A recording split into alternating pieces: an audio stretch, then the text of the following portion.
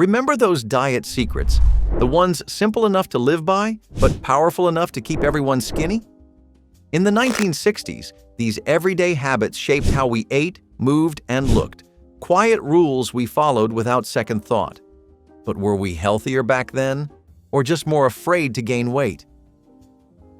The Grapefruit Diet was one of the boldest crash diets to ever come out of a woman's magazine.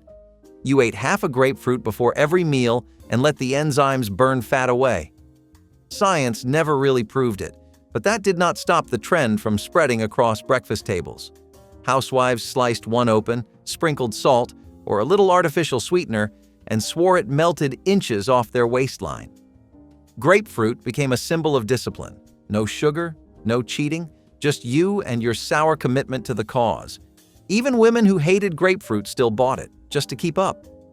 That pink slice became part of the routine, even when it did not make sense. It was not just food, it was control. One bite at a time. Today it sounds extreme, but back then it was seen as elegant, and for many, it was the only part of the meal that felt allowed. Cottage cheese and canned peaches were practically the official lunch of every slim woman in the 1960s. The combo was low-calorie, high-protein, and just sweet enough to feel like a treat. Open a can of peaches, scoop some curds of cottage cheese into a lettuce cup, and there was your beauty plate. Women ate it cold, trying to ignore the hunger that crept up around 3. It was soft, creamy, and comforting. A meal without guilt. No cooking, no risk. Advertisers loved it too. Perfect posture, pastel kitchens, and a scoop of cheese on iceberg. Sometimes a cherry on top. It was not indulgence. It was about staying small. A meal you could eat alone while pretending not to miss the sandwich you really wanted. Metrocol meal shakes were more than a product. They were a persona. Touted as a scientific breakthrough, Metrocol came in cans and replaced your lunch. Shake it, open it, and sip your way to a slimmer waist. The texture was chalky, the flavor barely palatable, and the aftertaste lingered. But it swept the country. In ads, trim women held cans like champagne flutes. You were not starving. You were modern, efficient, and backed by science. It tasted like cake batter, but that was the price of progress. It was about control. 300 calories or less. Some women drank 2 a day. Others just nursed one while flipping through Good Housekeeping. There were flavors, vanilla, chocolate, even chicken, but few liked any. Still, it was easier than saying no to a real lunch. Daily calorie counting cards were the paper proof that you were trying. Women clipped them from magazines or bought them from dime store counters, then wrote down every bite they took. Breakfast, boiled egg, 65 calories. Lunch, half a banana, 50. These cards turned dieting into homework, little white rectangles of guilt and pride. Housewives tucked them into recipe books, taped them to mirrors, and carried them in purses like tiny food diaries. Writing it down made it real. Some even had gold stars or checkboxes, like you were back in school being graded by your appetite. It was not about food anymore. It was about the numbers. Lower was better. Fewer was victory. A skipped snack felt like an A+. Even the act of writing gave a sense of control, like you were measuring your worth in digits. 1 card per day, 7 cards per week. You could hold a whole month of hunger in a shoebox if you wanted. Modern apps might do the same thing today, but they do not feel the same. These cards were analog accountability. And for many women, they were the only scale that mattered. Celery with salt or paprika was not a snack. It was a lifeline. It sat in the fridge, chopped and stacked, ready to save you from a binge. Diet culture in the 1960s loved celery because it was practically nothing. Barely any calories, no fat, and a crunch loud enough to distract you from real hunger. Add a little salt, maybe a shake of paprika, and you had something close to food. It was part of what women called their skinny fridge, a lineup of raw vegetables, lemon slices, and sometimes a sad little dish of cottage cheese. Celery was guiltless. It was clean. You could chew all day and never feel like you cheated. Magazines promised it would fill you up and flatten your stomach. It did neither. but it was cold. It was crisp, and it gave your hands something to do. Women stood in kitchens late at night, staring into refrigerators lit like stage sets, and reached for celery as if it were a ticket to approval. Sometimes they dipped it in lemon juice. Sometimes they just gnawed. It was not delicious, but it was allowed. And in the 1960s, that was enough. The half-a-sandwich rule was one of those subtle diet tricks that never got questioned. Eat only half, save the rest. That is what the magazine said. Portion control became gospel, and sandwiches were the first to be sliced down to size. Ham and cheese? Half. Turkey on rye? Half. You were taught to wrap the other half in wax paper and save it for later, but let us be honest, later rarely came. The real goal was to convince yourself that half was plenty. Housewives would cut sandwiches diagonally, set the triangle on a plate, and serve it with a glass of water and a smile. It was not about satisfaction, it was about discipline. Sandwiches were easy to have, and that made them perfect for portion policing. Children got the full thing. Men got seconds. Women? They got the triangle and a pat on the back. This rule turned lunch into a performance. "Look how little I need," it said. "Look how good I am." And once that became normal, eating a whole sandwich felt like failure. Weighing yourself daily was not about health. It was about ritual. The bathroom scale became a quiet confessional, tucked beside the tub or hidden under the sink. Every morning before breakfast, women would step on with one breath held and eyes closed, waiting to see if the needle rewarded or punished them. It was not just about the number. It was about mood. A single pound up could ruin a whole day. A pound down meant permission to smile. Scales were marketed like beauty tools, pink, sleek, often advertised next to lipstick or soap. The message was clear. The scale was your mirror. It told the truth. Some women even kept journals just for weight entries, marking little arrows beside each one. Down meant good, up meant guilt. And staying the same? That meant you were still in control. There was no applause, no celebration, just a number, every morning, and the quiet hope that it would be smaller than the day before. Boiled eggs and dry toast became the diet breakfast of the decade. No butter, no jelly, just the egg, peeled and plain, and the toast, dry enough to scrape the roof of your mouth. Magazines said this meal started your metabolism and kept you lean. It was a breakfast without joy, but it was quick, cheap, and safe. Housewives cracked eggs in the early morning while packing lunchboxes and making coffee for their husbands. A boiled egg fit into the rhythm of the day. It did not make a mess. It did not ask for attention. And the toast? Well, it filled a plate, at least. Eating it felt like doing your duty, nourishing the body without awakening the appetite. That was the goal. Eat without wanting more. Breakfast was no longer the most important meal of the day. It was a performance of restraint. One egg, one toast, and a quiet sigh before cleaning up. Sanka and saccharine sweetener were the go-to duo for women trying to stay trim without sacrificing flavor. Sanka, a decaffeinated coffee substitute, became wildly popular among women who believed caffeine caused weight gain or nervous cravings. Add a saccharine tablet, and you had a guilt-free drink that felt indulgent without the calories. The taste? Bitter, metallic, strange. But to dieters, it was a small price to pay. Women stirred their little cups with practiced elegance, watching the tiny sweetener fizz and dissolve like magic. It was elegance on a diet. The ritual of coffee, minus the shame. Housewives sipped it during book club, while writing letters, or in the quiet of the afternoon when dinner prep had not started and the hunger had. These drinks were not about pleasure. They were about appearances. A woman with a Sanka cup in her hand looked modern, light, controlled, and that was the whole point.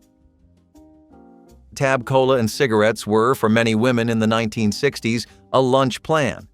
Tab was Coca-Cola's answer to diet culture. No sugar, all fizz, and just enough aftertaste to remind you it was working.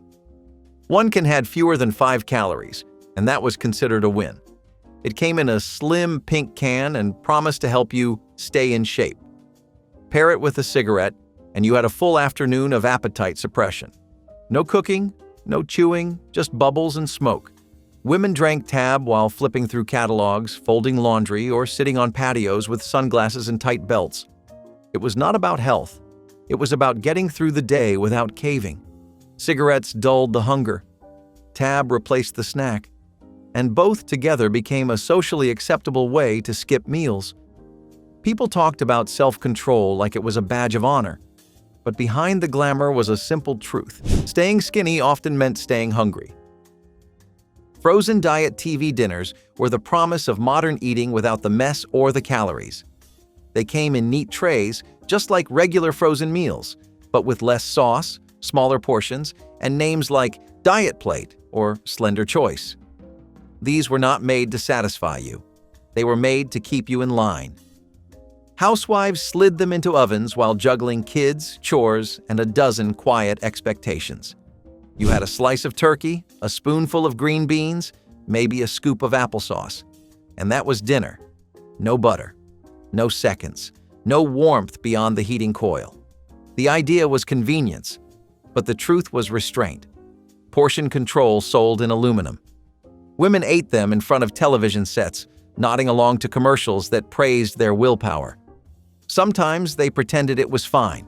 Sometimes it was. But it was hard not to notice when the kids were eating fried chicken and mashed potatoes and you were poking at steamed spinach. These frozen meals were less about flavor and more about numbers. They whispered the same thing every night. This is enough, even when it did not feel like it. Slim Jim exercise belts were the kind of invention that could only have come from a decade obsessed with appearance and allergic to sweat. These vibrating belts promised to melt away fat without moving a muscle. You strapped in, turned on the motor, and let the shaking do the work, or so the ads claimed. Women stood in their living rooms reading magazines while their midsections jiggled like JellO molds. There was no need for running shoes or gym memberships. You could lose weight and still keep your curlers in. It was dieting for the passive, exercise without effort, a fantasy wrapped in vinyl. The belts were marketed with soft lighting and soft promises. Smoother hips, tighter waists, fewer inches with no strain. Housewives loved the idea, because why not? If dinner had to be small, at least the weight loss could be easy. Even if it never really worked, it felt like progress. It felt like you were doing something.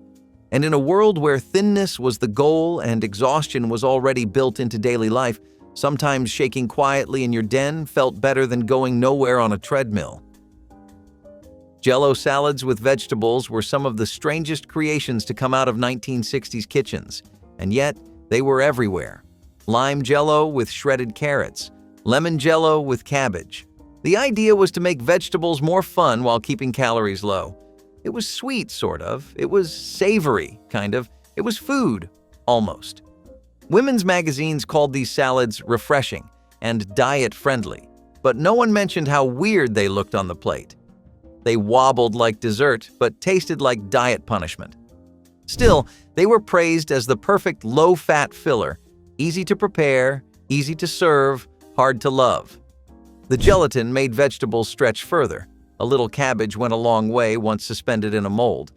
You could serve them at bridge club or keep a few slices in the fridge for snacking. Eating them was an act of dedication. No dressing, no extra salt. Just cubes of cold, vaguely sweet vegetables pretending to be a side dish. They might seem like a joke now, but back then they were a serious tool in the diet arsenal, even if your taste buds begged for mercy. Salad without dressing was not a trend, it was a commandment. If you wanted to lose weight, the rule was simple. Skip the dressing and chew slowly. That was it. Lettuce, tomato, cucumber, raw and plain. No oil, no vinegar. Certainly no creamy French or ranch. The idea was that chewing more and seasoning less would help you feel full with fewer calories.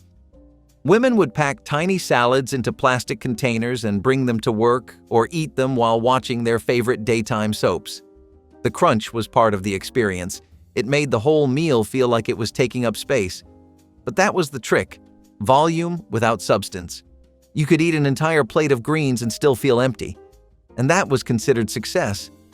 The ritual of eating salad without dressing was about proving something to yourself, to your mirror, to the other women at the table.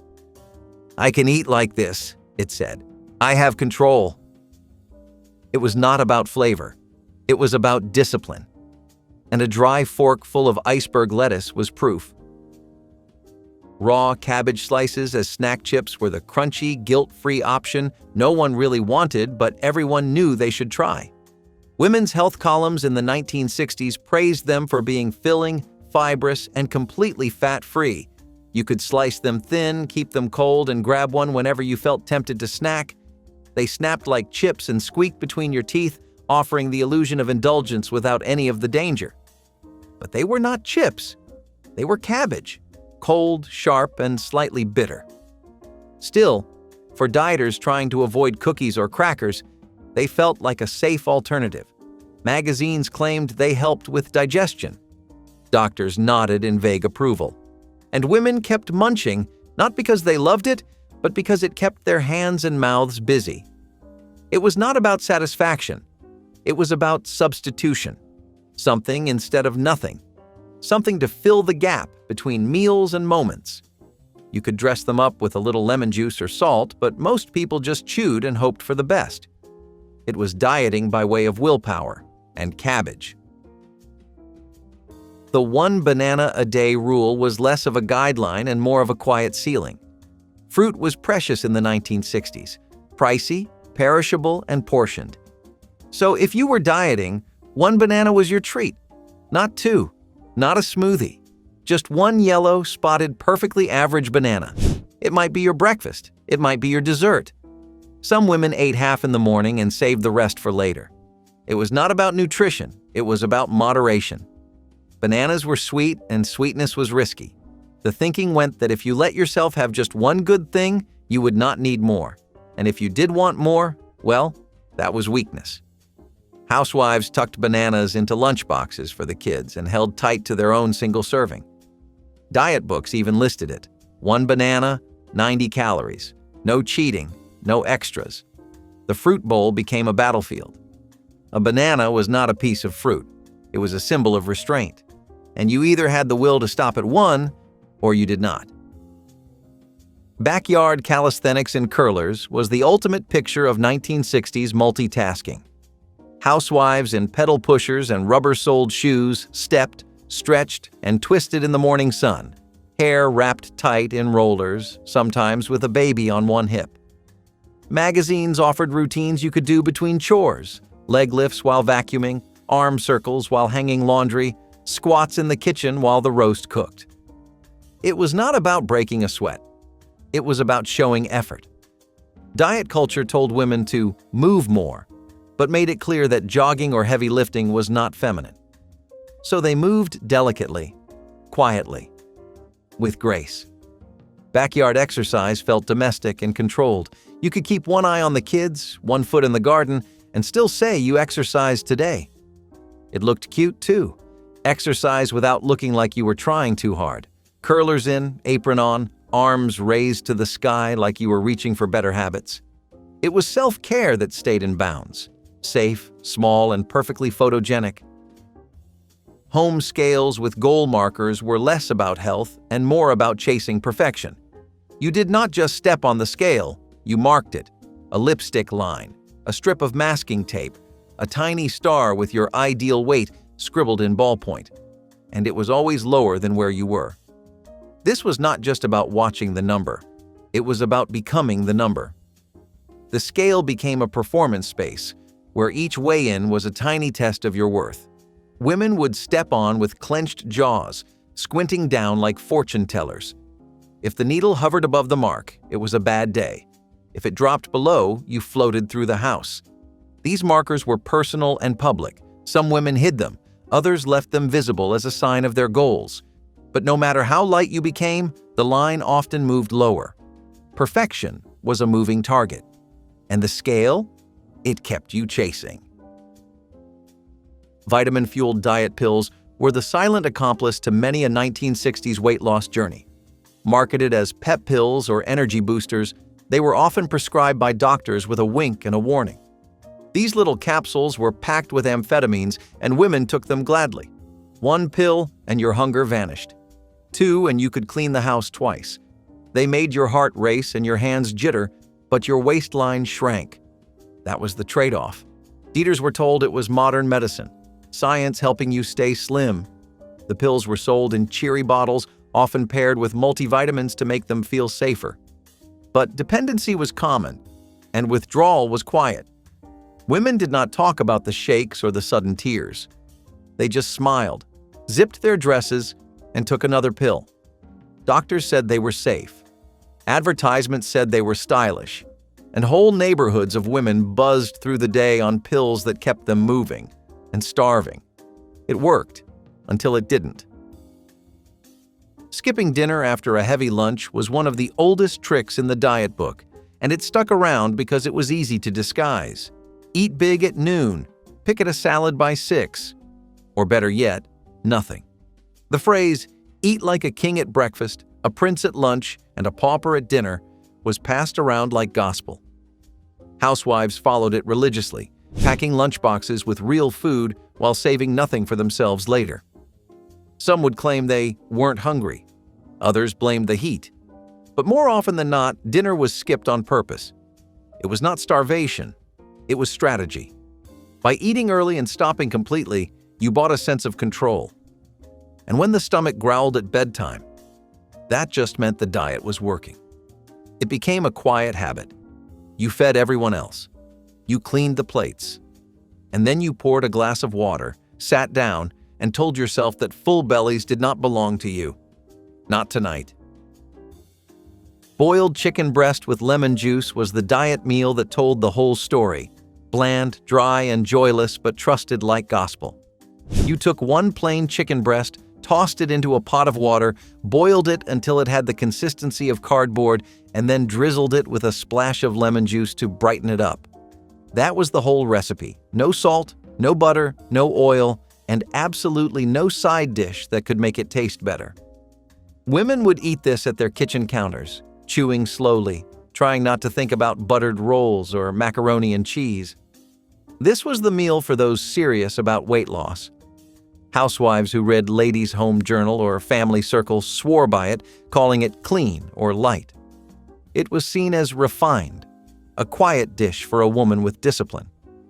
The lemon gave just enough tang to distract from the dryness, and if you were lucky, maybe you had a few boiled green beans next to it. But the chicken was the star. And by star, we mean it was the punishment that made you feel worthy of thinness. You could eat it cold, too, sliced over a salad or packed into a lunchbox with a leaf of romaine. Either way, you were expected to smile through it. Pineapple ring on lettuce leaf was the little lunch that tried its best to look like a real meal. You took a slice of canned pineapple, laid it gently on top of a single piece of iceberg lettuce, and added a neat scoop of cottage cheese in the center. That was it. Sometimes a maraschino cherry went on top for color. Women across the country opened their fridges to find this lonely little plate waiting for them. Cold, sweet, creamy, and green. It looked like a salad, but tasted like a polite compromise. It was served at women's luncheons and country club events, praised for being refreshing and light. But what it really meant was, this will not make you fat. Canned pineapple became a staple in pantries, and cottage cheese was practically its own food group in the 1960s diet world. It was protein without danger. It was fruit without indulgence. And the lettuce? That was just there for decoration. You did not eat it. You admired it. Some called it elegant. Others just called it survival. This dish was not about being full.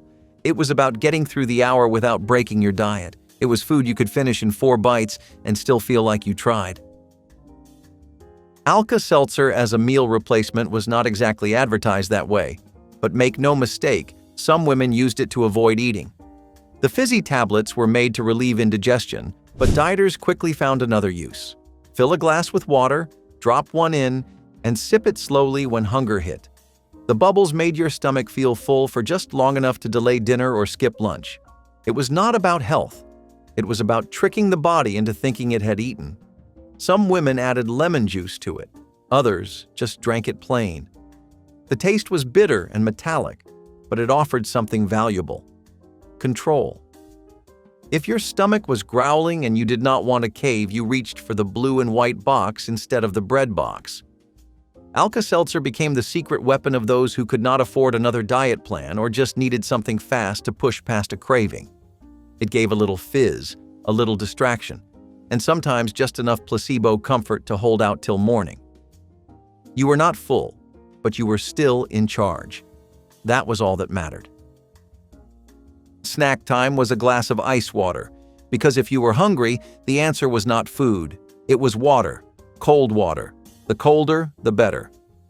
Some diet columns even suggested that drinking ice water helped you burn more calories because your body had to heat it up. Science was shaky, but the belief stuck. Women filled tall glasses with cubes and sipped slowly, hoping the chill would quiet their appetite. No crunch, no flavor, just frost and restraint. Ice water became a kind of filler, something to do when your stomach was empty but your willpower was wearing thin. It was especially popular in the late afternoons, when dinner was still hours away, but the hunger had already started pacing.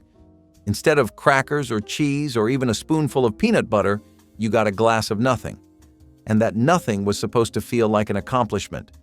You were not cheating, you were hydrating.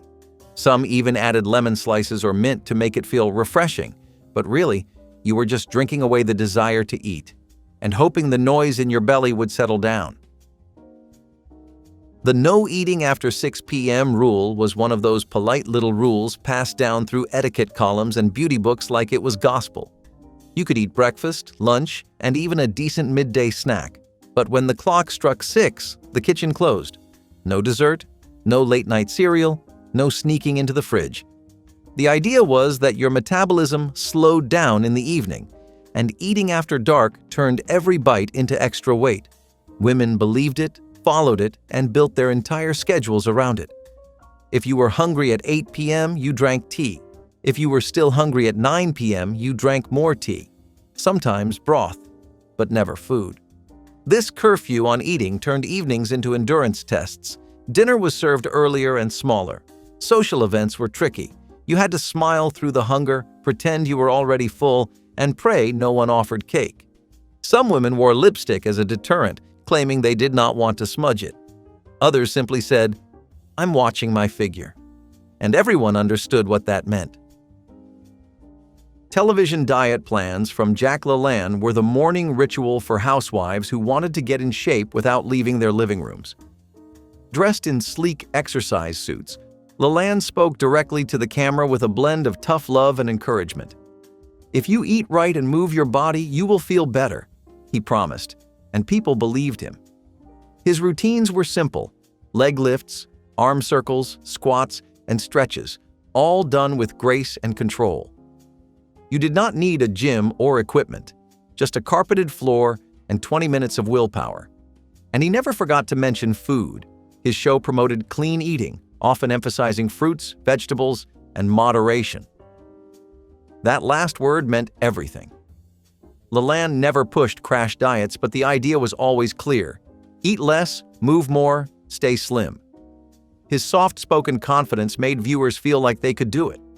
Women exercised in curlers and pajamas, kids running around them, following along as best they could.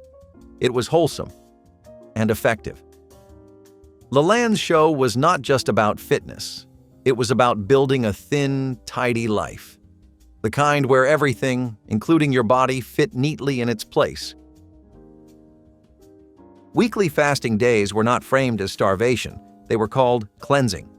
Once a week, sometimes twice, women would skip all solid food and drink only water, tea, or maybe a diluted juice.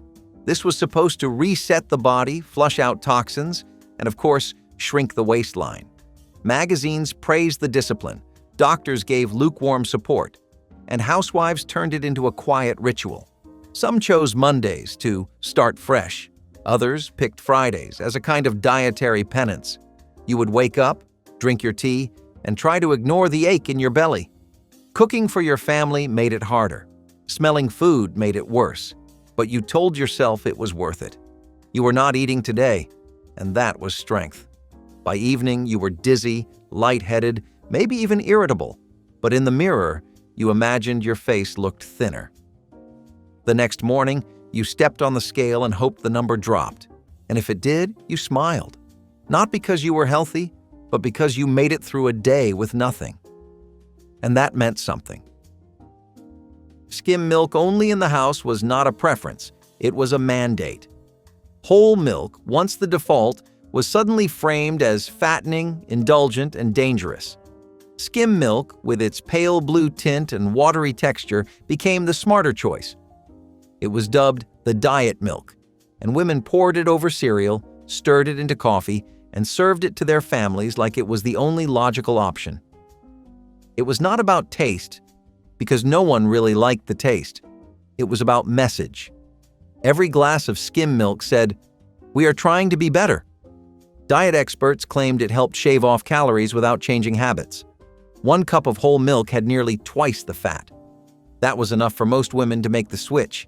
Children complained, husbands shrugged, but the milk stayed. Women used it in baking, in sauces, even in mashed potatoes. Skim milk was the symbol of a household that was watching its weight. And once you got used to it, you hardly noticed the difference. Or so you told yourself. Eating off smaller plates was the quietest trick in the dieting playbook. Swap out your dinner plate for a salad plate, and suddenly the same portion looked generous. This was not about nutrition. It was about illusion. When your eyes saw a full plate, your brain believed you were eating more, even if the serving was modest. Women in the 1960s began downsizing their dinnerware for this very reason. Little floral plates with gold trim became the stage for tiny meals: 3 green beans, a spoonful of rice, and a single chicken cutlet. It looked full, it felt organized, and that was the point. Portion control was not just a rule, it was a lifestyle. You had to train yourself to accept less. Smaller forks, smaller bites, smaller expectations. Guests might wonder why your plates looked like tea party china, but you just smiled and said it helped with your figure. It was about creating habits without creating hunger. You could still have a full plate, just not a full stomach. The do not chew gum rule might sound odd today, but back then, it came straight from beauty advisors and etiquette experts. Chewing gum was said to do 2 dangerous things: make you hungrier and make you look unladylike. Women's columns warned that chewing signaled your body to expect food, which could trigger cravings. Even worse, it exaggerated your jawline and made you look tense or masculine. That was enough to scare off most women. Eaters avoided gum not because of the calories, there were none to speak of, but because it was seen as risky. You might feel full at first, but soon your mouth would want something more. And if you chewed in public, you might draw attention in all the wrong ways.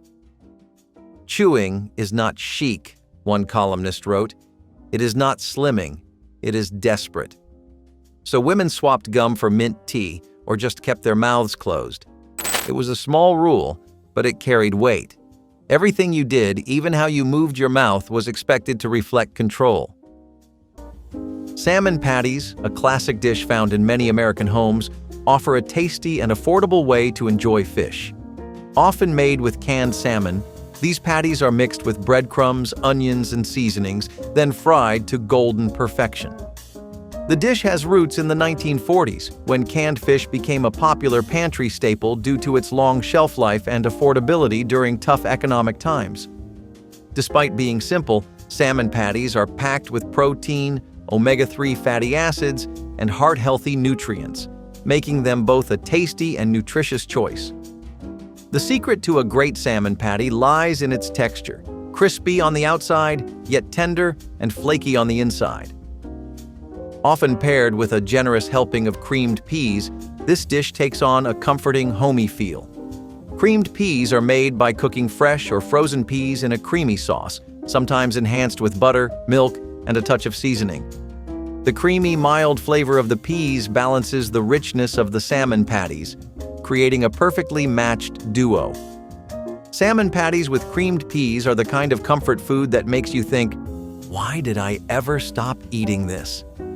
It's an easy, satisfying meal that stood the test of time, offering comfort with every bite.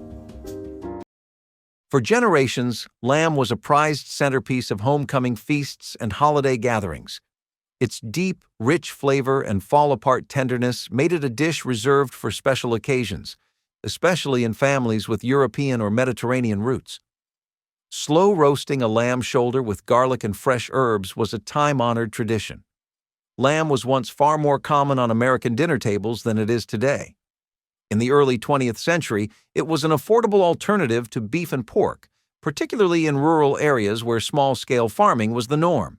Shoulder cuts were especially budget-friendly, benefiting from long, slow cooking to break down tough fibers.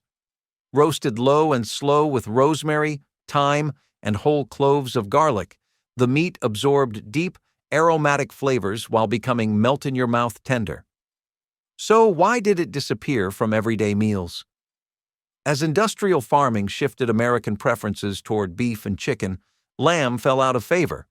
It became harder to find in grocery stores, and for many home cooks, its distinctive flavor was an acquired taste. Faster, more convenient proteins replaced slow-cooked roasts, and over time, this once popular dish faded into obscurity. To be honest, same deal with corned beef and cabbage wraps. The thing with sandwiches is that, as good as they were, most people really were trying to get onto that health parade that was taking over. It wasn't just a trend or a niche movement you'd only find in states that voted blue. It was something even the anti-vaxxers were getting behind. And if you can get those people to think about their health, you know we're either at rock bottom or approaching it.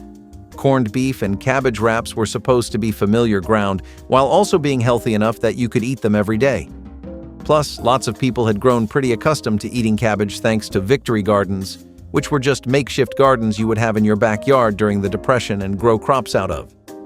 These were actually really good too, and with canned corned beef becoming a widespread item in most stores, it was only easier to make at home. Even someone who couldn't cook could just make and assemble this on their own.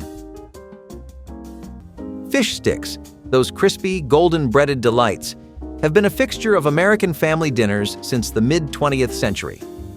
While their origins date back to the early 1950s, when commercial frozen food production boomed, fish sticks quickly became a go-to for busy families. Made from white fish, typically cod or pollock, these little rectangular pieces of seafood are battered and deep-fried to perfection, making them as crunchy on the outside as they are tender on the inside.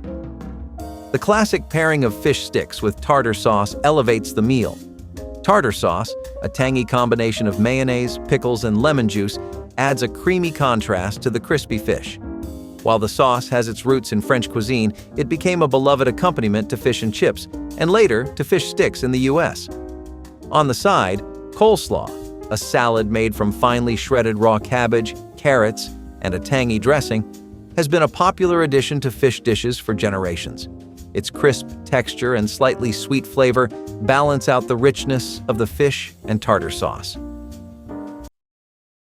Once a staple of dinner parties and homecoming feasts, this elegant yet simple side dish was a favorite among home cooks looking to add a touch of sophistication to their meals. Crisp, tender green beans, lightly sautéed in butter and finished with toasted almonds, struck the perfect balance between freshness and richness. Green beans were one of the most accessible vegetables in American kitchens.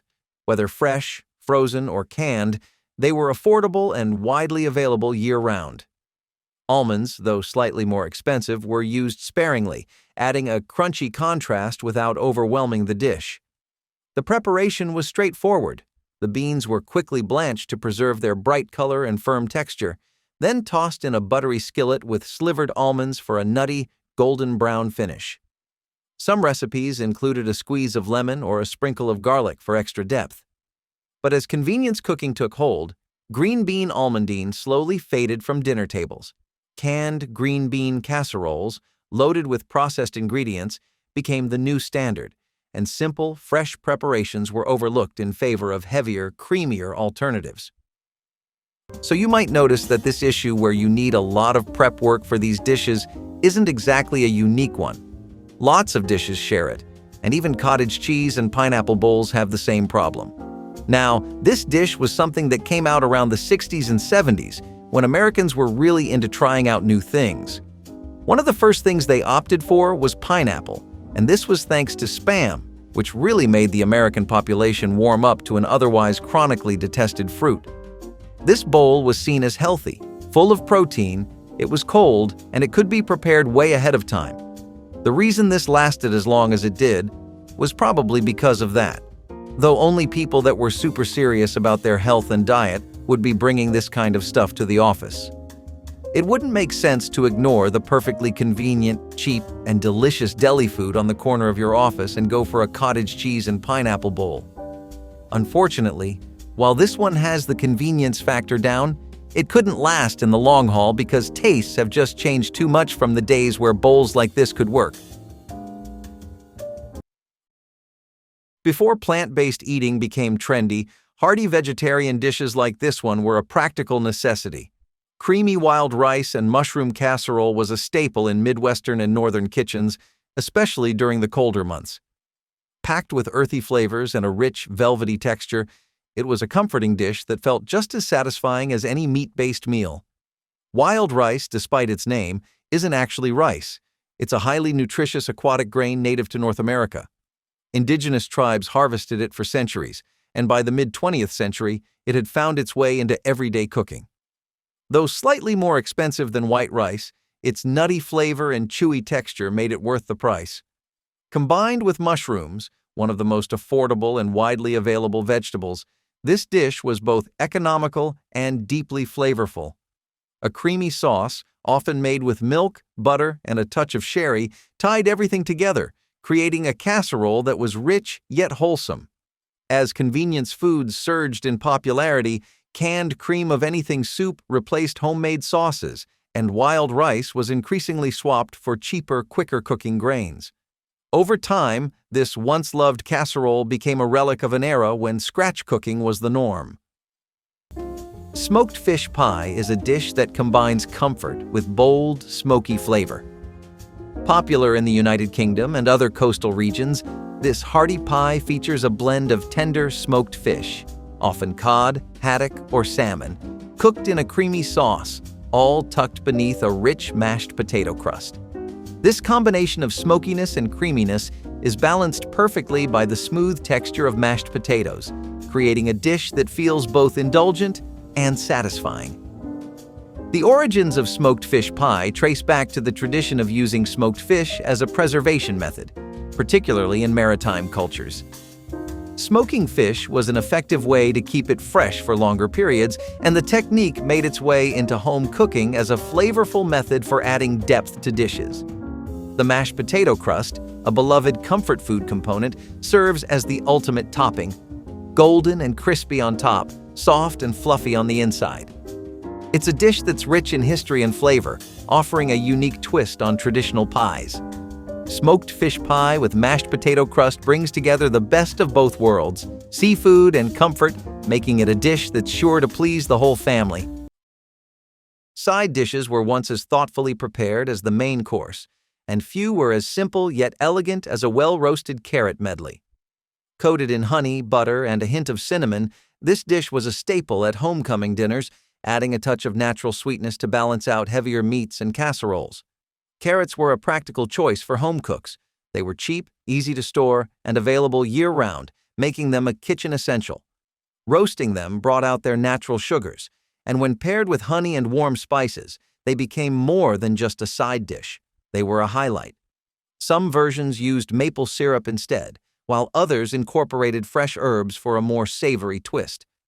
No matter the variation, the result was always a vibrant, glossy medley of tender carrots with a flavor profile that felt both nostalgic and indulgent.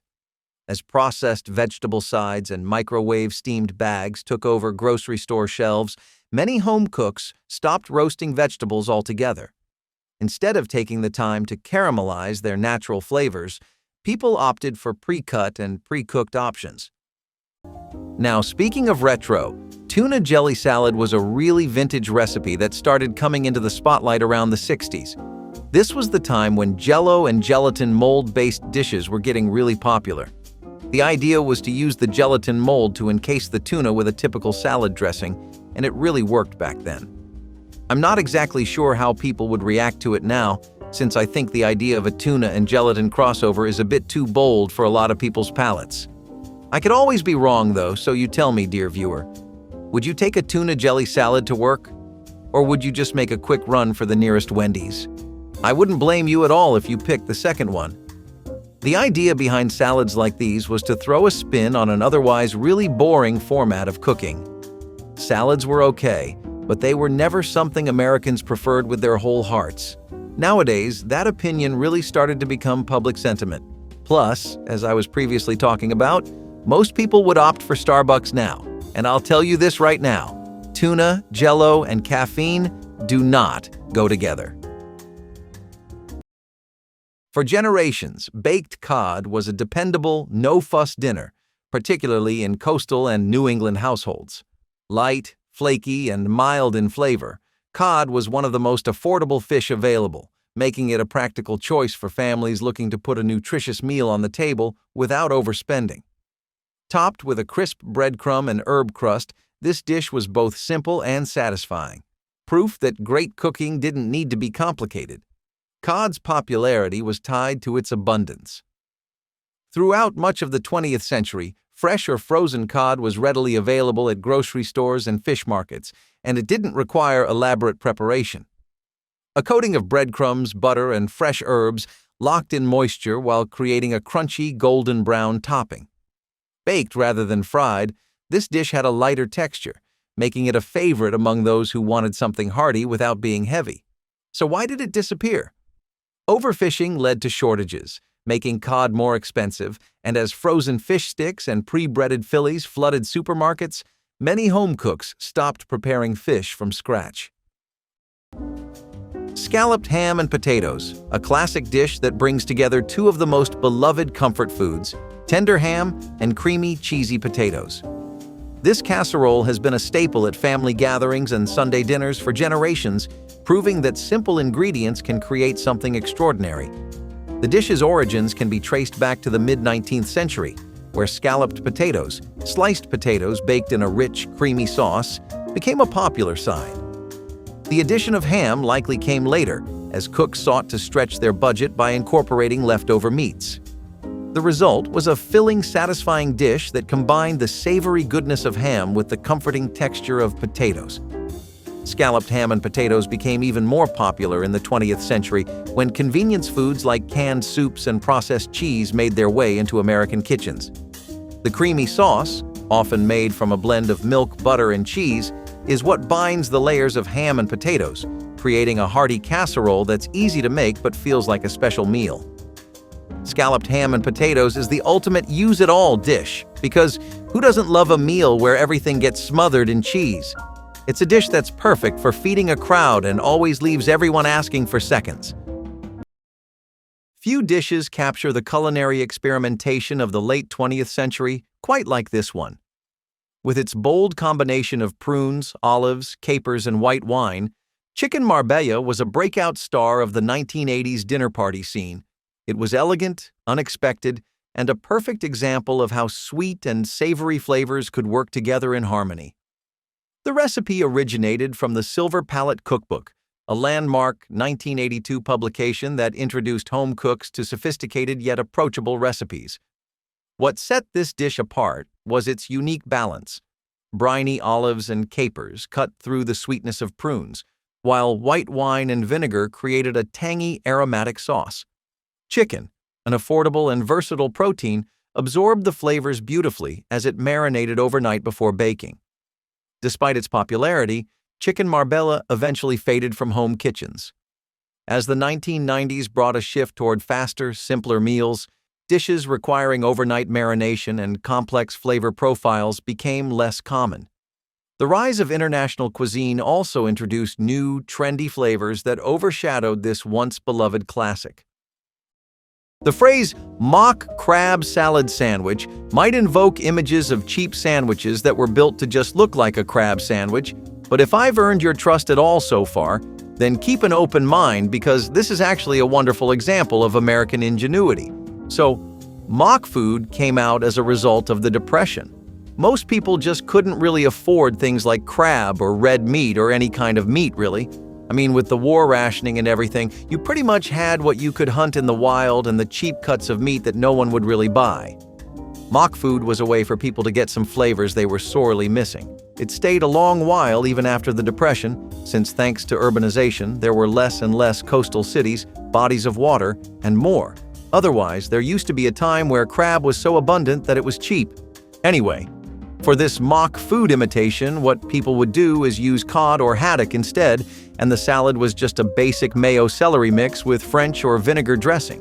You'd lay that on some soft rolls, and you'd actually have a pretty good dish. The thing is, mock food culture is entirely a thing of the past now, and most of these recipes have been lost. A true testament to how simple ingredients can create something extraordinary, corn pudding casserole with a sweet custard base is a comforting classic. With its rich custardy texture and subtle sweetness, it's a comforting side that's just as at home at Thanksgiving as it is at a Sunday family dinner. Corn pudding has roots in early American cooking, influenced by Native American corn-based dishes like succotash. However, the casserole version, often made with a combination of cornmeal, eggs, milk, and sugar, emerged in the 19th century as settlers began adapting recipes to make use of what was readily available. The sweet custard base, made with eggs and cream or milk, gives the dish its signature smooth, slightly sweet texture that contrasts perfectly with the corn kernels. It's also a dish that evolved with convenience in mind. As canned creamed corn became widely available in the mid-20th century, many home cooks began using it to simplify preparation without sacrificing flavor. Corn pudding is a crowd pleaser, and its versatility allows for adjustments. Some might add a touch of cheese, while others prefer to keep it pure. Slow cooking was once an art form, and few dishes showcased it better than a well-braised short rib. This was a meal that required patience. Tough cuts of beef transformed into fork-tender perfection after hours of simmering in a rich, aromatic sauce. Deeply savory, fall-off-the-bone ribs were the reward for anyone willing to wait. Short ribs were once considered a budget cut, prized not for their tenderness, but for their flavor when cooked properly. Unlike steaks or roasts, these ribs needed time and care to break down the tough connective tissue. The solution was a slow braise in red wine, broth, and aromatic vegetables. Over several hours, the flavors deepened, and the meat absorbed every note of the wine's richness, creating a dish that was as elegant as it was hearty. For much of the 20th century, this was a homecoming dinner classic, perfect for cold evenings and special occasions. But as cooking habits changed, so did the popularity of slow-braised dishes. People wanted quick meals, not ones that took all afternoon. Short ribs also became more expensive as demand for premium beef cuts soared, making them less common in everyday kitchens. On the other hand, stuffed bell peppers were an American classic, especially in places like the South. The idea was really similar to the egg-stuffed salad tomatoes I was talking about. Even then, I told you how it's more or less like these bell peppers. The idea here this time was to hollow these peppers out and fill them in with things like rice, tomato sauce, and ground meat. They were also the perfect thing to take to work, because you could carry them in just about anything. The more transportable something was, the better it would function as a work lunch. Stuffed bell peppers also had the extra effect of giving you a boost of energy, which was always really nice because desk jobs, as I'm sure all of you might be familiar with, can suck the soul out of you. The reason these were popular in the South is because it's arguably the home of stuffed peppers and all variants of them. Those people love their spice, man. Steamed clams, a beloved dish especially along the coasts of New England, have been enjoyed for generations. This dish is a true celebration of seafood, as fresh clams are steamed until tender, absorbing all the flavors of the broth, often seasoned with garlic, herbs, and a splash of white wine or broth. Clams, which are bivalve mollusks, have been a staple in coastal cuisine for centuries, with Native Americans harvesting them long before European settlers arrived. The joy of eating steamed clams comes from their delicate texture and briny sweetness. The perfect clam should pop open easily when steamed, a sign that it's cooked just right. Paired with a slice of hearty brown bread and a dollop of butter, this dish becomes a complete, satisfying meal. The richness of the butter and the rustic flavor of the brown bread perfectly complement the clam's natural saltiness, creating a balanced, indulgent experience. Steamed clams with brown bread, because sometimes the best meals are the ones that come with their own dipping sauce. The dish reflects the simplicity of coastal living, proving that the freshest ingredients often make the most memorable meals.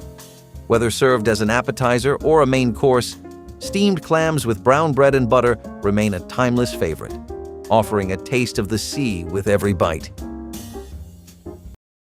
For years, cornbread stuffed pork tenderloin was a homecoming dinner favorite, combining the rich, juicy flavors of pork with the comforting, slightly sweet notes of cornbread dressing. It was the kind of meal that felt celebratory but was made with everyday ingredients. Pork tenderloin was an affordable cut, prized for its tenderness and quick cooking time. Cornbread, a staple in southern and midwestern kitchens, made the perfect stuffing, absorbing the juices from the meat while adding its signature crumbly texture. Sage and dried cranberries brought a hint of warmth and sweetness, making this dish a natural fit for fall and winter gatherings. Some versions included pecans for extra crunch, while others used sausage to double down on the savory depth. So why did this dish fade from dinner tables? As boneless, pre-seasoned pork cuts became common, elaborate stuffed roasts became less appealing to the average home cook. The extra steps of butterflying, filling, and tying up a tenderloin made it feel like a holiday dish rather than a weeknight option. But for those who appreciate the balance of savory pork and buttery cornbread, this is a recipe that deserves a second look, because some traditions are too good to leave behind. Around the later half of the 20th century, there was this big public paranoia that had spread concerning health and the after effects of the way Americans had been eating. Thanks to all that rage, we got dishes like vegetable aspic cups. See, lots of Americans were coming home to an angry mom, a worried wife, or a dad who just kept saying he wouldn't pay for the doctor's fees when your eating habits would eventually circle back around to bite you. It kind of did set fear into people's hearts, especially since the arguments were so convincing. Who could deny that they were eating Kentucky Fried Chicken and McDonald's like addicts back then, or even now? That's why there was this newfound room for fusion food or experimental recipes like vegetable aspic cups. Before, you could tell somebody about vegetables that were set in these tomato-flavored gelatins, and they'd just laugh at you. A chilled salad on top of that? But thanks to how easy convenience food culture had made things, with how you could just buy gelatin and frozen veggies whenever you needed, this was actually a really solid and healthy work lunch option. Once a humble staple of farmhouse kitchens, savory sweet onion pie was a testament to how simple ingredients could be transformed into something extraordinary. With its flaky crust, velvety custard, and layers of slow caramelized onions, this pie was both comforting and surprisingly elegant, a dish that fit just as well on a holiday table as it did at a casual family dinner. Onions have long been one of the most affordable and widely available vegetables, making them a practical choice for home cooks looking to stretch their budget. When cooked low and slow, their sharp bite mellowed into a deep, natural sweetness. Combined with eggs, cream, and sometimes a sprinkle of cheese, they created a rich, quiche-like filling that was both satisfying and economical. Some versions leaned into the southern tradition of sweet onions, using Vidalias to enhance the dish's natural sugars. So, why did this once popular pie disappear? As savory tarts and quiches became more associated with upscale brunches rather than home-cooked meals, hearty onion-based dishes faded from everyday menus.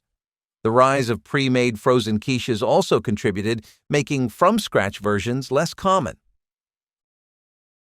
When it comes to simple yet elegant meals, few combinations can match the light, flaky fish paired with the richness of lemon butter and the crispness of asparagus. Baked cod or halibut are perfect choices for this dish. Both are mild white fish that take well to a variety of seasonings, but it's the lemon butter that steals the show, bringing a burst of freshness that complements the delicate flavors of the fish. Cod and halibut have been long favorites in American kitchens, especially along the coastlines where they're abundant. Cod, with its firm texture, has been a staple in New England since the colonial era, while halibut is prized for its mild taste and large fillets. Both fish are low in fat but high in protein, making them an excellent choice for a healthy, satisfying dinner. Asparagus, often served alongside fish in this dish, is packed with vitamins and minerals, making it a nutritious addition. The key to a great asparagus side is cooking it just enough to maintain its crunch, while the lemon butter ties everything together in perfect harmony. A meal like this is a reminder that simple ingredients can create something extraordinary. If any of these diet tricks brought back memories, drop your story in the comments, tap like, and subscribe for more bite-sized trips through time.